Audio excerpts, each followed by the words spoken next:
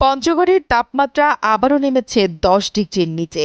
ফলে মৃদু শৈত্যপ্রবাহের কবলে আরেকবার শীতের এই জেলা। তবে সকালেই সূর্যের দেখা মেলায় হালকা কুয়াশার সঙ্গে রোদও ছড়িয়েছে। প্রতিদিনই তাপমাত্রা ওঠানামায় জেলায় বাড়ছে শীতজনিত নানা রোগ ব্যাধি। তেঁতুলিয়া আবহাওয়া অফিস বলছে, সোমবার সকাল 9টায় দেশের সর্বনিম্ন তাপমাত্রা রেকর্ড হয়েছে 9.8 ডিগ্রি সেলসিয়াস। ভোর 6টায় রেকর্ড করা হয় 10.4 ডিগ্রি সেলসিয়াস। এ সময় বাতাসে আর্দ্রতা ছিল 87%।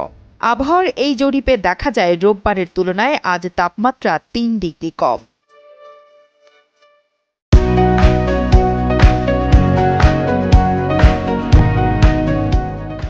স্থানীয়রা জানান, দিন-রাত দুই রকম তাপমাত্রা অনুভব করছেন তারা। সন্ধ্যা থেকে পরের দিন সকাল 9:30 পর্যন্ত তীব্র কনকনে শীতে হাড় কাঁপছে তাদের।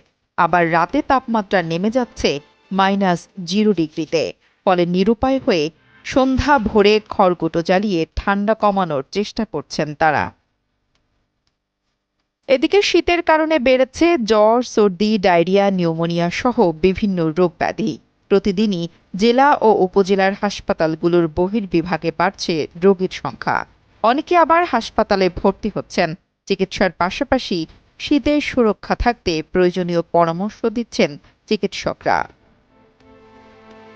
নুসরাত জাহান কলি, কালের কণ্ঠ।